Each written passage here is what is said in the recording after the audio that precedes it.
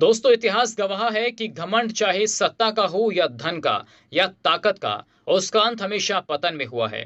रामायण काल में रावण का उदाहरण है और महाभारत काल में दुर्योधन का। लेकिन आज के इस कलयुग में वो राजनेता इसका उदाहरण है जो खुद को सिस्टम से बड़ा समझने लगते हैं। इसलिए कहता हूं दोस्तों कि इंसान को जो बोलना है वो बहुत सोच समझ कर बोलना चाहिए।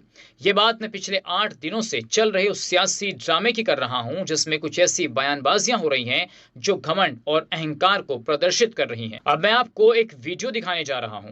मैं ध्यान देती हूँ ना, उन पे मैं कोई टिप्पणी करना चाहती हूँ। ये बेफिजूल में हमारा नाम लेके इनकी टीआरपी बढ़ जाती है थोड़ी। तो ये पैसे कमाते हैं बेचारे, और कमाएं, कोई बात नहीं, हमें कोई दिक्कत नहीं है। कम से कम हमारे नाम से किसी के अगर बैंक में पैसा आ रहा है तो बहुत अच्छी बात है, मुझे इस बात की खुशी है, वो करें।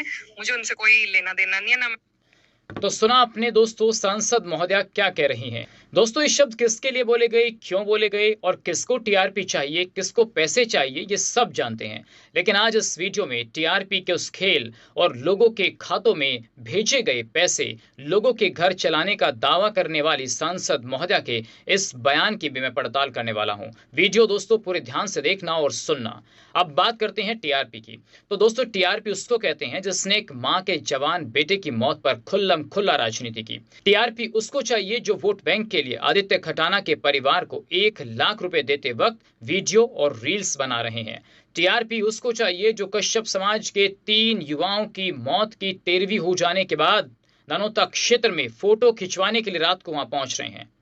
आपने और आपके परिवार ने हमेशा खुद की टीआरपी और अपने सिप पे सालारों को पैसा और उनको मजबूत करने का काम किया है। आपने कहा कि हमारी वजह से कुछ लोगों का घर चल रहा है, हमारी वजह से लोगों के खातों में पैसे आ रहे हैं, और मुझे इस बात की खुशी है कि मेरा नाम लेकर लोग पैसा कमा रहे हैं।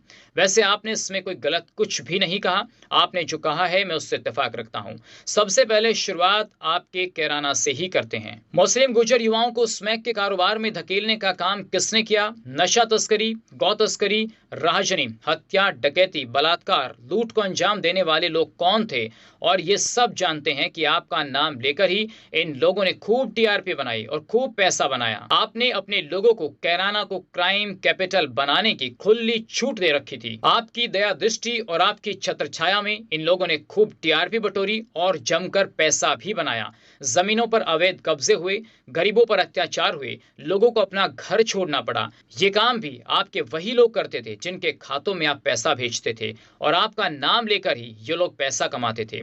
जिनकी हैसियत कुछ भी नहीं थी, आपके समर्थन और आपकी सरपरस्ती में वो लोग 15 से 20-20 लाख की गाड़ियों में घूमते हैं।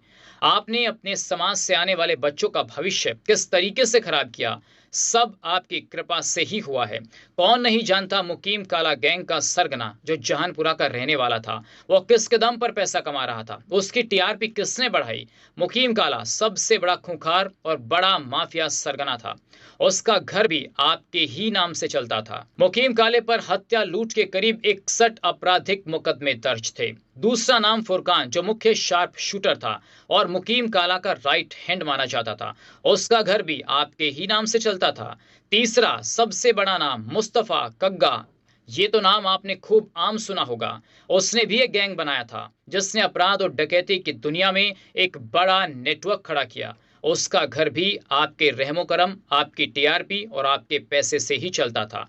डॉक्टर इसरार मुकीम काला गैंग का एक और शार्प शूटर जिसका आतंक कैराना और आसपास के गांव में खूब चलता था। साबिर अधेड़ी मुकीम काला गैंग का एक और भरोसेमंद शार्प शूटर जिसने सहारनपुर और कैराना क्षेत्र में तनिष्क ज्वेलरी जैसे शोरूम में डकैती डाली, पुलिस कर्मियों की हत्या की। उनका कारोबार भी आपके नाम और आपके पैसों से ही चलता था, उन्हीं पैसों से जो आप उनके खातों में भेजते थे। और ये लोग अपने दम पर नहीं बल्कि आपके नाम पर इतनी बड़ी टीआरपी और इतना बड़ा पैसा बनाने में कामयाब हुए। लोगों को टीआरपी देना, पैसा कमवाना, ये तो आपके परिवार का पुराना इतिहास रहा है। इस बात में कोई शक और संदेह नहीं होना चाहिए कि गंगो हो या नकोड़, हरियाणा वाली बेल्ट में अगर किसी ने नशा फैलाने का काम किया, और ये नशा फैलाने वाले लोग किससे ताल्लुक रखते हैं, ये किसी को बताने की जरूरत नहीं है।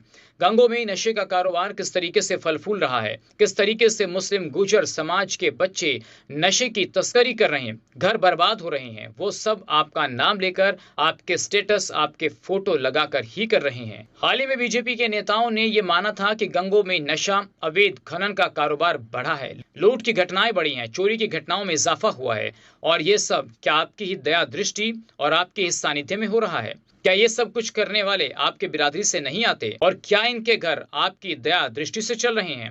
इन्हीं लोगों को तो थाने से छुड़ाने के लिए आप रोज थानों में फोन कर रही हैं, एसपी को फोन करते हैं, डीआईजी के यहाँ फोन हो रहे हैं। सबसे ज्यादा अवैध स्मैक का काम आपके बिरादरी के लड़के कर रहे हैं। सबसे ज्यादा अवैध खनन का काम कौन लोग कर रहा है, कौन पकड़ा जा रहा है? ये सब आपके आशीर्वाद से ही हो रहा है। आपके नाम से ही ये लोग खूब पैसा कमा रहे हैं। आज आपने खुद इस बात को मान लिया है कि आपकी वजह से उन लोगों के खातों में पैसे आ रहे हैं। मैं प्रशासन से मांग भी करूंगा कि जो लोग खनन, अवैध नशे में लिप्त हैं, उनकी जांच हो और पता लगाया जाए कि इनके तार किससे जुड़े हैं। दोस्तों, हैरानी होती है इन नेताओं के ऐसे बयान सुनकर। आपने अपनी घर की आदत को व्यापार बना दिया और भोले भाले मुस्लिम गुर्जर बच्चों को आपने नशा परोसने का काम किया, और आज ये मुस्लिम गुर्जर नशे की तस्करी कर रहे हैं, जिन पर प्रशासन लगाम भी लगा रहा है। और सबसे ज्यादा खनन की गाड़ियां मुस्लिम गुर्जर दिन रात सड़कों पर दौड़ा रहे हैं। बिना रॉयल्टी की गाड़ी, बिना वैध कागजों के भारी वाहन सड़कों पर दौड़ रहे हैं। शायद वो सब आपकी कृपा और आपके नाम और आपकी टीआरपी की वजह से ही ये सब ऐसा कर पा रहे हैं। दोस्तों, हमें खुशी होती यदि आज आपकी दया दृष्टि से इन बच्चों को अच्छी शिक्षा मिलती, अच्छा रोजगार मिलता, और धर्म के भड़काने के नाम के अलावा आप इनकी तरक्की और विकास की बात करती। लेकिन आप नहीं चाहते कि मुस्लिम का बच्चा पढ़ लिख जाए, क्योंकि जिस दिन ये पढ़ लिख गया, आपकी चौखट के गुलाम नहीं रहेंगे, और ये आपसे सवाल पूछेंगे कि 100 साल में आपने हमारे वोट तो लिए, लेकिन आज हमारे लिए क्या किया है? सिर्फ क्या हमारा काम गैर कानूनी कामों में संलिप्त रहना ही है? आज भी 2 वक्त की रोटी कमाने के लिए ये लोग गलत रास्तों का सहारा ले रहे हैं। मुसलमानों के गांवों में न स्कूल है, न सड़कें हैं, न स्वास्थ्य की कोई सुविधा है। उसके लिए जिम्मेदार कौन लोग हैं? यह आज सवाल इन लोगों से पूछना होगा जो मुसलमानों के वोट लेते हैं। मैं मुस्लिम गुर्जर समाज के बच्चों से कहना चाहता हूं कि आप अपने नेताओं से पूछें कि आप हमारा वोट तो लेते हैं, लेकिन बदले में हमें क्या मिलता है? पूछे कि हमारे लिए आपने कितने स्कूल बनवाए, कितने अस्पताल बनवाए, कितने बच्चों के लिए रोजगार की व्यवस्थाएं करवाई, हमारी बच्चियों के लिए, लड़कियों के लिए शिक्षा की व्यवस्थाएं आपने क्या की? आप नहीं चाहते कि मुसलमान के बच्चे के एक हाथ में लैपटॉप हो और एक हाथ में कुरान हो। आप चाहते हैं कि एक हाथ में इनके तमंचा हो और दूसरे हाथ में पत्थर हो। इतना ही नहीं, आपके रहमो करम पर तो लोकतंत्र के चौथे स्तंभ का भी जमकर इस्तेमाल हो रहा है। जातिगत दंगा भड़काने और धर्म की आड़ में माहौल खराब करने का कुछ लोग आपकी सरपरस्ती में काम कर रहे हैं। कुछ मदरसा छाप आपके नाम से जमकर उगाही कर रहे हैं। मदरसों वालों को ब्लैकमेल किया जा रहा है, और वो सब आपके आशीर्वाद, आपकी टीआरपी और आपके नाम से ही हो रहा है। उनके खातों में आपके नाम से ही पैसे जा रहे हैं। कुछ लोग 200 रुपए का माइक हाथ में लेकर तथाकथित पत्रकार बन गए हैं, जो सिर्फ सनातन और हिंदुत्व के खिलाफ एजेंडा चला रहे हैं। ऐसे लोगों के पास न कोई डिग्री है और न कोई अनुभव। सिर्फ थोड़ी बहुत ही फंडिंग के नाम पर ये लोग सनातन और हिंदुत्व को बदनाम करने के लिए आपसी भाईचारे के अंदर जहर घोलने का काम कर रहे हैं। मैं प्रशासन से मांग करूंगा कि ऐसे लोगों पर भी सख्त कार्रवाई होनी चाहिए, जो लोग इस तरीके से माहौल खराब करने का काम कर रहे हैं। और आखिरी में बस मैं यही कहना चाहूंगा कि सबका घर ईश्वर के आशीर्वाद से चलता है, किसी इंसान के आशीर्वाद से नहीं। दोस्तों, इतिहास इस बात का गवाह है कि दुनिया ने महलों में जाले लगे भी देखे हैं और राजाओं को भीख मांगते भी देखा है। तो फिर घमंड किस बात का? पद और सरकारें आती जाती रहेंगी, जिंदा रहते हैं तो हमेशा आपके विचार और आपके संस्कार। लेकिन कुछ दिनों से सामने आ रहे आपके बयान, आपकी अपरिपक्वता और आपके ज्ञान और आपके तजुर्बे पर सवाल उठा रहे हैं, जो आपके सांसद के पद को सुशोभित नहीं कर रहे हैं।